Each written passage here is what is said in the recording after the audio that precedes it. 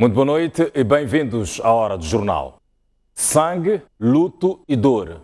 7 pessoas morreram vítimas de um acidente ocorrido hoje na Estrada Nacional número 4, concretamente na zona do Tchumene, na Matola.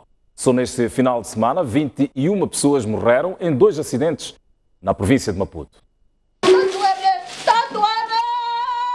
É o grito de dor de uma das vítimas que contraiu ferimentos graves no acidente.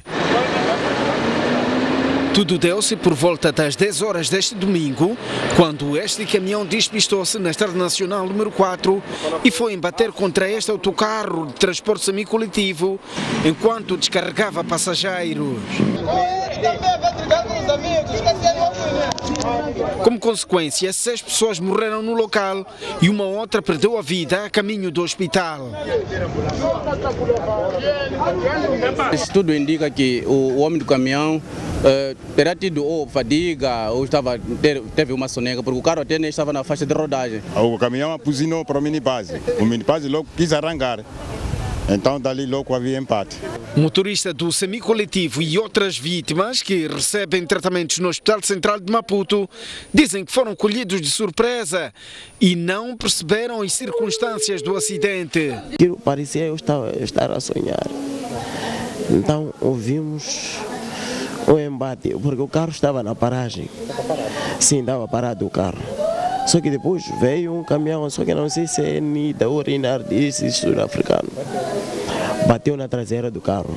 Eu acho que o carro me cuspiu, porque eu estava no capim, longe do acidente. Por seu turno, o motorista do caminhão diz também não perceber o que terá originado o sinistro e só levou susto com o impacto do embate. Não sei explicar o que aconteceu. De repente vi escuridão e só assustei-me com o embate.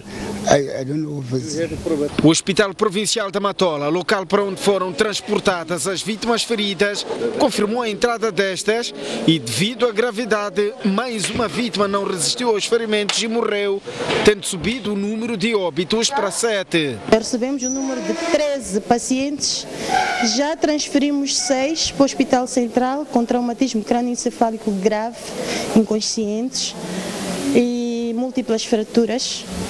E os restantes estão cá ainda em observação. Um óbito aqui no local, os restantes foram fora. A nossa equipa dirigiu-se para o Hospital Central de Maputo e confirmou a entrada das vítimas. Nós tivemos o registro da entrada de 8 pacientes, dos quais um não inspira tanto cuidado, já foi observado, posteriormente terá alta. Os restantes 7 pacientes restantes, 6 inspiram cuidados, estão a ser observados nesse preciso momento, estão na SO de cirurgia e estão a ser monitorados. Os acidentes de aviação continuam a ceifar vidas no país.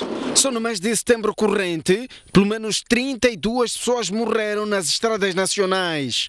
Há 3 semanas, um sinistro matou 12 pessoas em Quisico, em Inhambane. Neste sábado, um acidente na zona de 3 de fevereiro, na Manhissa, matou 13 pessoas e com o sinistro deste domingo, totalizam-se 32 o número de vítimas mortais em acidentes.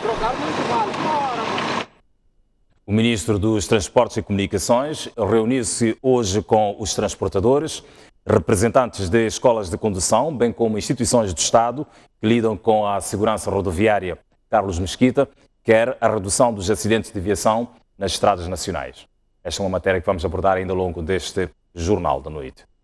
Enquanto isso, o Ministério dos Transportes e Comunicações está a rever o atual diploma ministerial que regula as inspeções periódicas e obrigatórias de veículos. A decisão surge depois da polémica despoletada pela STV sobre a lei que tolera problemas no sistema de travões e pune a falta de colete e triângulo refletores. O Instituto Nacional de Transportes Terrestres, instituição tutelada pelo Ministério dos Transportes e Comunicações, falou em exclusivo à STV sobre o Diploma Ministerial 81/2011, que tolera problemas no sistema de travões até 70% de diferença e reconheceu que a sua aprovação deveu-se à pressão dos transportadores. Pelo índice de reprovações que ocorriam, tanto os utentes começaram a reclamar, começaram a ligar a questão das expensões, a questão das estradas, a questão das peças sobressalentes e tudo mais.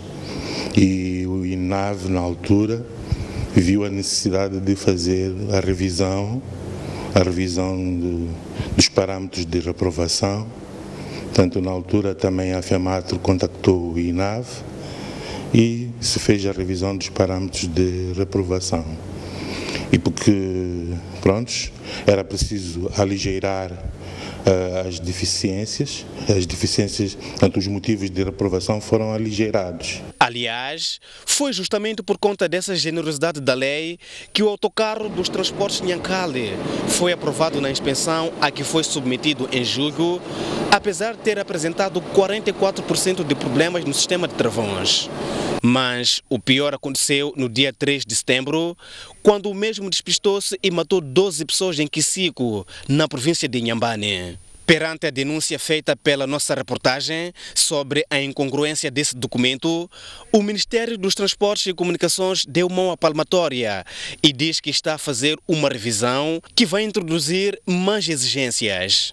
A viatura passou e está legal, porque é o que está estabelecido por lei, que mesmo com uma eficiência inferior a 70%, tanto a viatura pode passar. Portanto, é uma deficiência do tipo 1 que está a ser revista neste momento. Ainda sobre este acidente, a Procuradoria da República na província de Inhambane abriu um processo crime, mas não passa de uma mera formalidade, pois o mesmo deverá ser arquivado. Estamos em sede de um processo crime, mas que por saber também que o motorista faleceu, esse processo não vai avançar até ao tribunal. Vai ter um despacho de arquivamento, mas que os elementos que estão lá no processo vão ser usados para a abertura de um processo civil para a indemnização por perda de danos.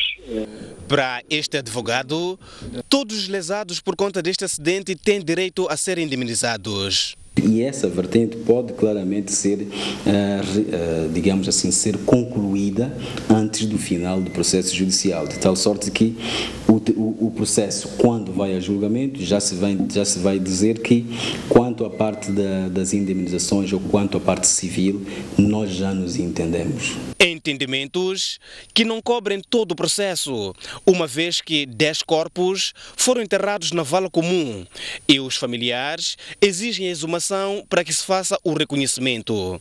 Sobre este assunto, ainda não há desfecho.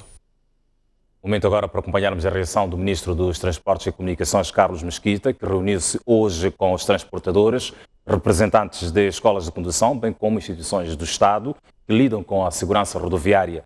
Carlos Mesquita quer a redução dos acidentes de viação nas estradas nacionais.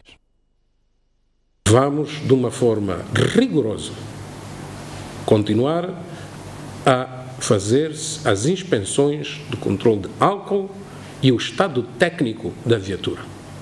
Os próprios motoristas, ao assumirem a sua função de motorista, é também sua responsabilidade verificar o estado técnico da viatura antes do início das viagens. Não é só ir para a viatura, pôr a trabalhar o motor e pegar no leme e irem para frente. É preciso ver o estado dos pneus, é preciso ver o sistema de iluminação, é preciso ver o sistema de travagem, todos aqueles elementos que são fundamentais para o controle e evitar-se acidentes. Também constatou-se que a importância deve ser dada no processo de fiscalização da Polícia de Trânsito, aspectos como não só se tem carta de condução, se tem livrete, é preciso ver também o aspecto técnico da viatura. A menos de 48 horas para o arranque do 11º Congresso da Frelimo, o Partido no Poder deu hoje boas-vindas aos delegados que vão participar do seu maior evento. Ao todo, são mais de 4.000 membros que durante a próxima semana vão discutir o futuro do partido.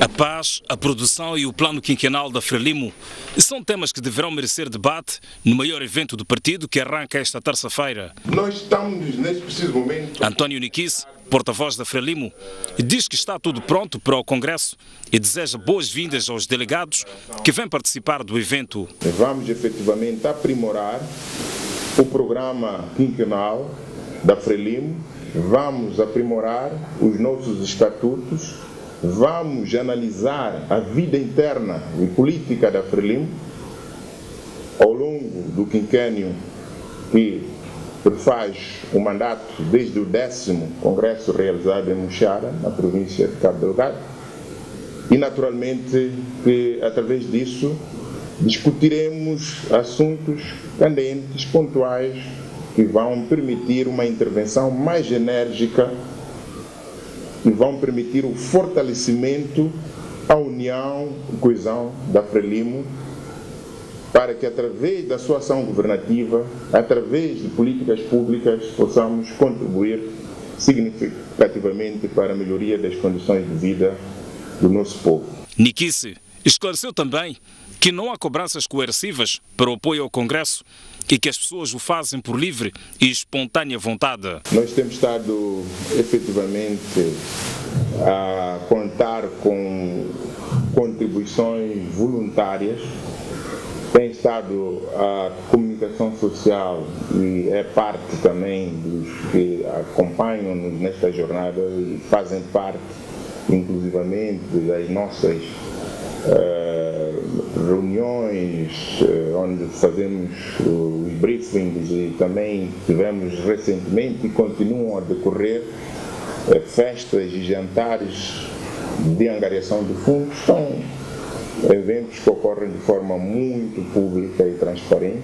O 11º Congresso da Frelimo acontece entre os dias 26 de setembro e 1 de outubro na Matola e deverá o evento, além de abordar vários temas de interesse do partido e do país, decidir sobre a liderança da Frelimo. A Frelimo saúda as Forças Armadas pela passagem do dia 25 de setembro, que se assinala já esta segunda-feira. O Partido no Poder convida os jovens a se inspirarem na bravura das FADM para vencer os desafios atuais, com destaque para o combate à pobreza. Saudar as Forças Armadas de Defesa de Moçambique, saudar os combatentes da luta de libertação nacional, saudar a geração do 25 de setembro por ter efetivamente contribuído para que Moçambique pudesse ser um país independente, livre e trilhar o seu próprio caminho no concerto das nações. E como sabemos, Moçambique é hoje um ator incontornável nas relações internacionais como resultado do engajamento, em particular de forma peculiar, da geração do 25 de setembro. Fazemos votos para que o espírito que norteou a intervenção da geração 25 de setembro, a tenacidade, esta bravura, seja hoje encarnada nas frentes que se exigem para que a juventude atual e os jovens das gerações vindouras possam contribuir, dando seguimento a estas conquistas, valorizando estas conquistas rumo à erradicação da pobreza, rumo ao combate a outros males que enfermam o nosso país. E no plano económico, importadores e revendedores de roupa usada dizem que serão obrigados a subir os preços do produto caso seja aprovada a introdução de uma sobretaxa de importação. Temem que a medida seja uma ameaça ao seu negócio. No dia 19 de setembro último, o governo aprovou a proposta de lei que altera a pauta aduaneira e que visa, entre outros aspectos, introduzir uma sobretaxa de 25 meticais por cada quilograma de roupa usada importada.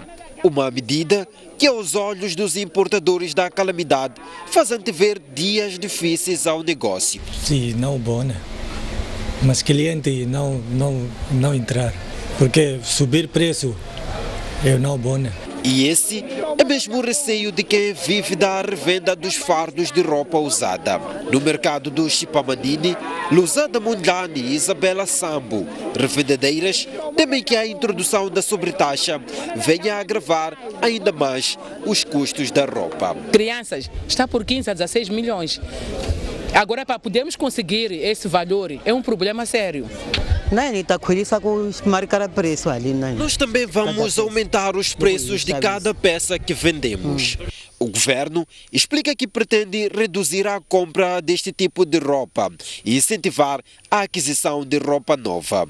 É proteger a indústria nacional, é proteger o consumidor, no sentido de que tem a oportunidade de apostar mais na nossa Caplan, por aí fora, e não continuamente, permanentemente na roupa usada, que se calhar foi admitida num determinado contexto do país, numa determinada fase de desenvolvimento do nosso país e que hoje a realidade é outra. Quem comprar por aqui diz que o principal atrativo são os preços.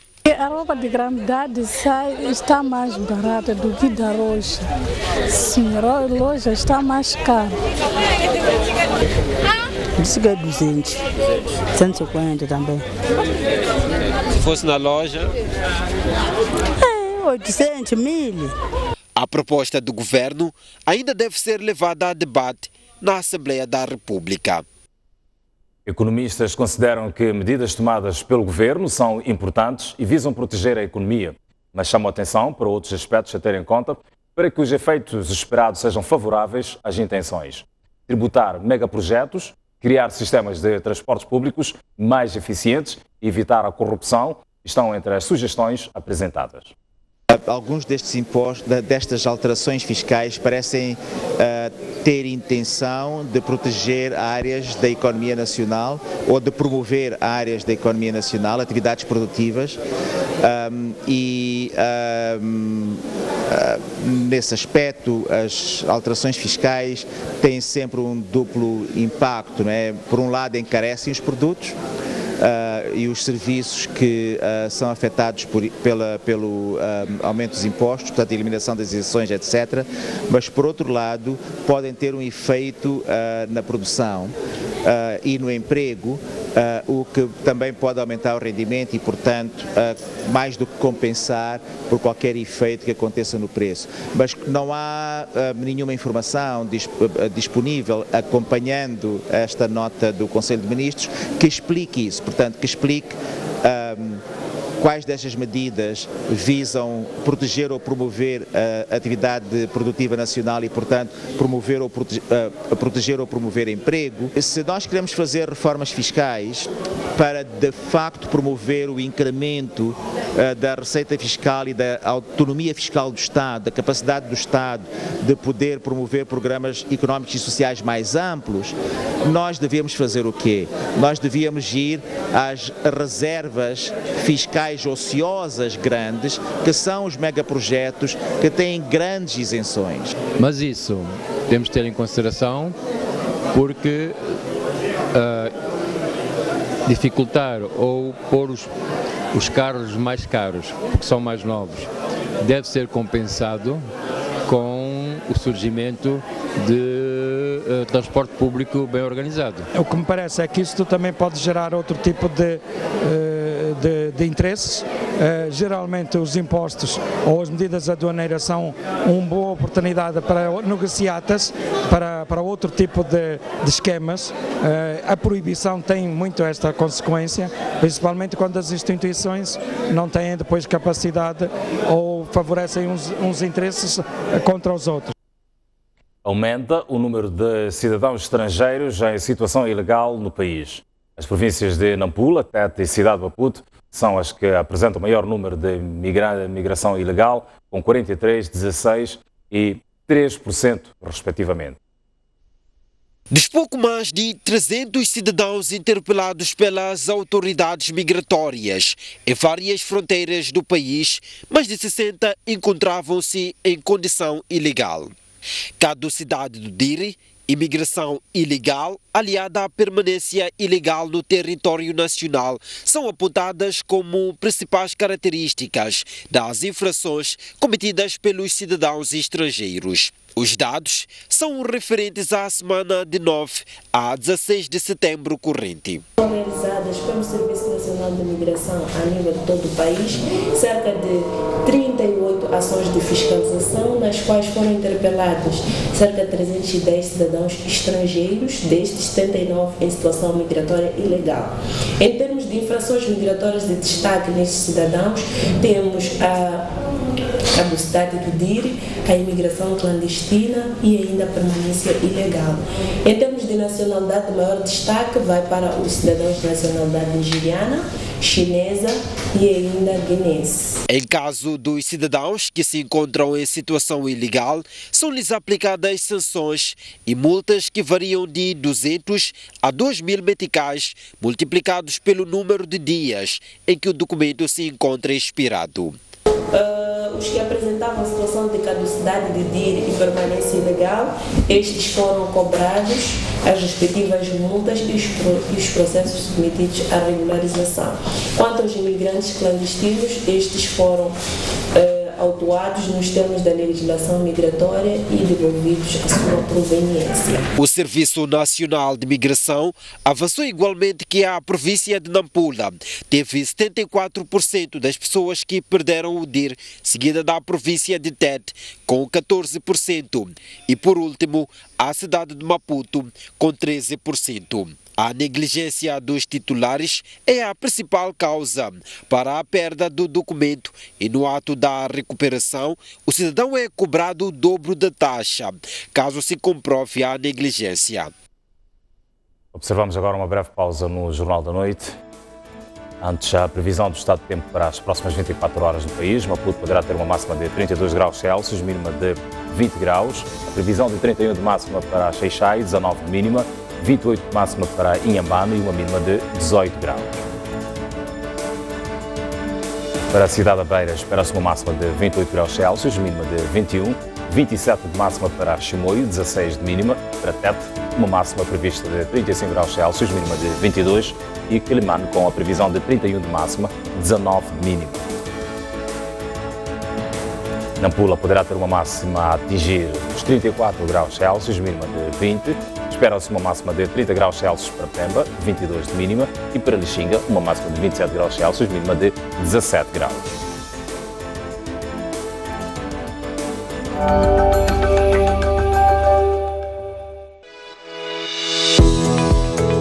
Vem aí a segunda edição do Fórum Mosefo, nos dias 22, 23 e 24 de novembro, no Centro de Conferências Joaquim Chissano.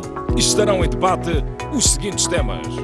Dia 22, o capital humano e a economia do conhecimento. O conhecimento como acelerador da igualdade de género. Dia 23, economia do ambiente e desenvolvimento sustentável. Conhecimento e competitividade na indústria. Economia digital e os desafios do conhecimento. Reformas económicas como indutor de crescimento. Dia 24, a inclusão social como alavanca para o desenvolvimento sustentável. Justiça, reformas e desenvolvimento económico. O papel dos grandes projetos na promoção do conteúdo local. As instituições como pilar de desenvolvimento. Inscreva-se em www.mosefo.com. Mosefo, um desafio ao futuro. Aqui não há presença das alfândegas, nem sequer da agricultura. Por que assistir o grande plano? Porque dá mais do que a notícia. Procura aprofundar os factos e trazer as respostas que você precisa ter. Por trás deste produto está uma equipa que não mede esforços para chegar onde é necessário chegar, mesmo que ultrapasse fronteiras. Um projeto de gasoduto. Caminhe conosco e vai conhecer as vozes que contam as histórias da nossa terra e não só. Ah, não se esqueça, as melhores reportagens estão aqui.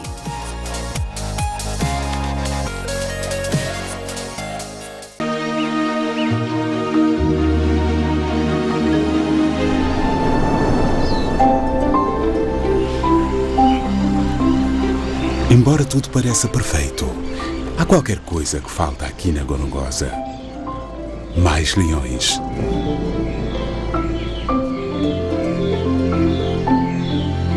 E estes abutres esperam impacientes pelo seu regresso. I just drove up to this funny site right here. It's damn comical, actually. There's a lot of vultures, and they are fighting over a kudu, a big male kudu that died. Seems to have died naturally.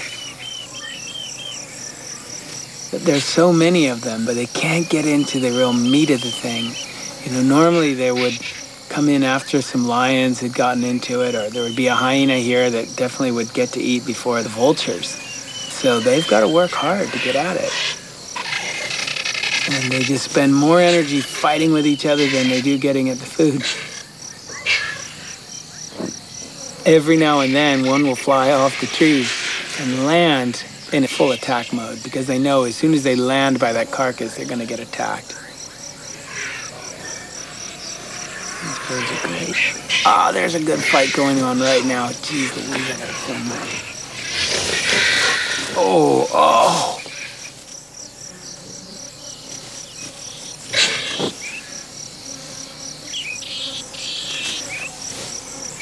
Knock down, drag out, feathers flying all over the place. They can't get the skin torn open. You know, they're working on it. They have to start in at the soft parts. They're working their way in through the eye socket right now. Good place to start, hey? Esperemos que os abutres não tenham de aguardar muito mais pelo regresso dos leões.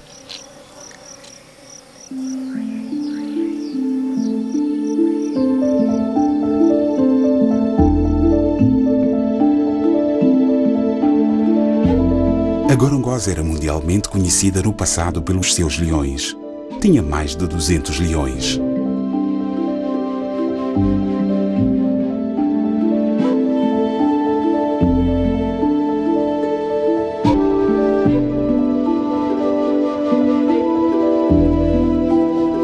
E o sonho é fazer com que a Gorongosa volte a ser mundialmente conhecida como um reino de leões.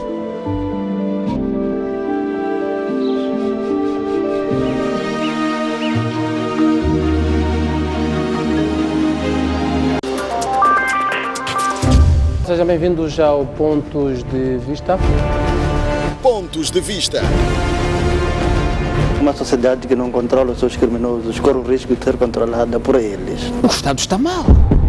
Não perca a análise semanal dos principais acontecimentos com Tomás Vieira Mário e Ericino de Salema. Não pode haver desenvolvimento rural neste país sem se tocar na questão da agricultura. Muitos projetos falham porque vêm de cima para baixo e os beneficiários não sentem que têm propriedade, têm autonomia e podem decidir de melhor maneira como implementar os projetos. 50 jogos no marca de um golo. Obviamente que esse ponta de lança não está a fazer o seu trabalho. Então, Zé Pacheco vem dos tempos de Joaquim Sano, de Busa e continua lá. É um ponta de lança que não marca golos, logo está mais.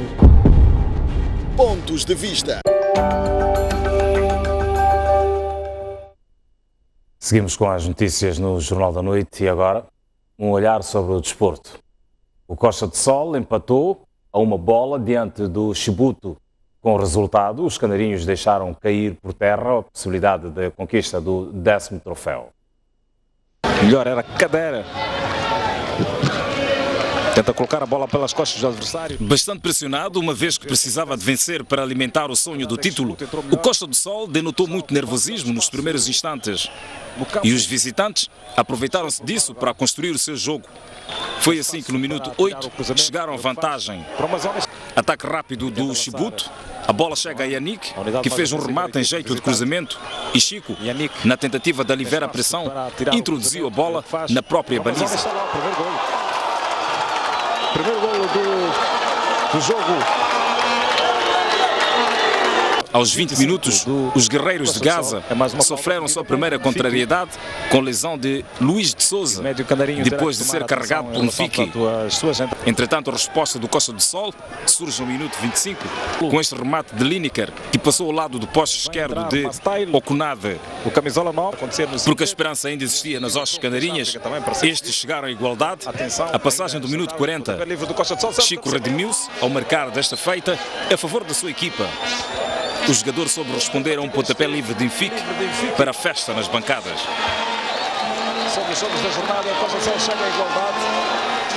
Com a igualdade a uma bola, foi-se ao intervalo. No reatamento, entrou bem o Chibut, que por pouco chegava ao golo, mas Mefaive fez um remate sem intensidade suficiente para bater Girugo. O Costa do Sol respondeu com o remate de Hilário, mas o Kunade mostrou-se atento entre os postes. E em seguida, foi a vez do Nelson rematar por cima da trave. Em resultado do caudal ofensivo dos donos da casa, esses beneficiaram-se no minuto 76 de uma grande penalidade a castigar mão à bola de Sataka Júnior. Convidado para marcar, Lineker foi contrariado por Okunade, que justificou o porquê da sua titularidade. O Chibuto poderia ter dilatado o marcador neste lance em que Girugo antecipou-se ao avançado de Gaza. Os canarinhos bem que tentaram vencer, de modo a retardar a festa da União Desportiva de Songo, mas a partida terminou empatada a uma bola. Com este resultado, o Costa do Sol deixou cair por terra a vontade de atingir a União Desportiva de Songo, que sagrou-se campeã desta edição depois de golear o Teste África de Chimoio esta tarde. Perdemos o campeonato em casa porque perdemos muitos pontos em casa. E em Moçambique e em Moçambola, inclusive, os campeonatos ganham-se em casa e mais uma vez perdemos 2 pontos em casa e pronto. Acaba por ser uma época positiva porque vamos terminar no segundo lugar, o segundo lugar já ninguém nos tira, mas vamos tentar dignificar a camisola sempre até ao fim, nos últimos 3 jogos que faltam, e vamos focar-nos claramente na Taça de Moçambique. Artur Semedo, treinador do Chibuto, desobedeceu as normas da Liga Moçambicana de Futebol ao negar dar o habitual briefing à STV, canal oficial do Moçambola Zap 2017. Ainda na tarde deste domingo, a União Desportiva de Songo sagrou-se campeã da edição 2017 de Moçambola ao vencer o Teste África por expressivos 5-0. Olhamos agora para as notícias do estrangeiro. Eleições na Alemanha decorreram, portanto, naquele país, as eleições legislativas. As sondagens apontam para a vitória do partido de Angela Merkel no poder há 12 anos. As urnas de voto na Alemanha abriram por volta das 7 horas de domingo e encerraram às 18 horas. 60 milhões de alemães votaram para escolher o Bundestag, o Parlamento Alemão, em eleições legislativas, cujo vencedor irá formar o governo. As primeiras projeções dão vitória para a União Democrática Cristã da chanceler Angela Merkel, com 33,5%. A extrema-direita terá ficado acima dos 13%. De acordo com os resultados preliminares, Angela Merkel vai ter de se coligar para alcançar maioria de 703 assentos parlamentares. Merkel excluiu conversações com a extrema-direita e com a esquerda anticapitalista. Restam-lhe 2 opções: voltar a fazer uma coligação com o Partido Social Democrata ou aliar-se com os Verdes e o Partido Liberal. Angela Merkel é chanceler desde setembro de 2005, quando foi a primeira mulher eleita chanceler na Alemanha. Merkel enfrentou as crises do euro e dos refugiados, tendo recebido críticas europeias pela imposição de austeridade aos países do Sul e críticas internas por ter aberto as fronteiras ao afluxo de refugiados. A Alemanha é a principal economia europeia e a 4ª mundial, sendo o país mais populoso da União Europeia com 80,9 milhões de habitantes, cerca de 8 milhões dos quais estrangeiros. Mais de 60 milhões de alemães foram hoje escolher um novo Parlamento. A STV estabeleceu contacto com uma equipe da Deutsche Welle que relatou o ambiente que se vive nesta altura. Que ambiente é que se vive na Alemanha a esta altura? É um ambiente um pouco de surpresa, porque apesar da vitória de Angela Merkel, uma coisa que a maior parte das pessoas esperavam, Os alemães ficam um pouco chocados com o resultado do AfD, que é a Alternativa para a Alemanha, é o partido de extrema-direita que alcançou 13% e será pela primeira vez representado no Parlamento alemão. Mesmo assim, o CDU festeja a vitória, uma vitória um pouquinho amarga, porque teve o pior resultado desde 1949, com apenas 33%, mas os outros partidos também não conseguiram ultrapassar esta fasquia e assim ficou em primeiro lugar. O seu parceiro até agora na grande coligação, o SPD, também teve a pior votação desde 49 e ficou com apenas 20%. Do ponto de vista do processo em si, a Alemanha restou momentos de insegurança durante este domingo? Houve segurança total, eu também passei ao lado de vários locais de votação, não houve nenhum problema, a votação correu na maior tranquilidade, a abstenção foi menor do que nas últimas eleições e a maior parte dos alemães votaram com calma e com cidadania. E como algumas pessoas realmente são muito de extrema-direita, que se candidataram pelo AfD, prevêem-se tempos turbulentos no Parlamento alemão, o Bundestag, nos próximos 4 anos. O contacto com a Deutsche Welle e o pulsar das legislativas alemãs. Bombardeios da Força Aérea Norte-Americana sobrevoaram neste sábado o espaço aéreo norte-coreano. Na sequência, milhares de norte-coreanos participaram de uma manifestação anti-americana convocada pelo regime de Pyongyang. Bombardeiros B-1B da Força Aérea dos Estados Unidos, escoltados por caças, sobrevoaram este sábado o espaço aéreo internacional da Coreia do Norte.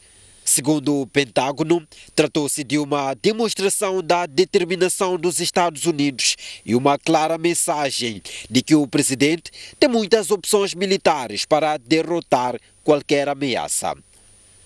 Horas depois dos bombardeiros norte-americanos terem sobrevoado o espaço aéreo internacional da Coreia do Norte, na Assembleia Geral da ONU, o ministro dos Negócios Estrangeiros norte-coreano disse que disparar mísseis balísticos contra os Estados Unidos será inevitável. Milhares de norte-coreanos participaram no sábado de uma manifestação anti-americana convocada pelo regime de Pyongyang em apoio ao líder Kim Jong-un, onde foi lido na íntegra um comunicado do líder norte-coreano. No comunicado, o líder norte-coreano criticou o discurso de Trump na terça-feira na ONU, no qual o presidente dos Estados Unidos ameaçava destruir totalmente a Coreia do Norte e classificou Trump como um louco, lançando novas ameaças contra Washington. Este voo é feito uma semana depois em que foram trocados insultos entre o presidente dos Estados Unidos e o líder da Coreia do Norte durante a Assembleia Geral da ONU em Nova Iorque. Depois de vários testes nucleares feitos pela Coreia do Norte e das provocações entre os líderes dos dois países, a tensão tem continuado a aumentar. Obrigado pelo carinho da sua audiência. Está pautada a informação no Jornal da Noite. Despedimos-nos. Marcamos encontro amanhã pontualmente às 19h55. Boa noite e um ótimo serão.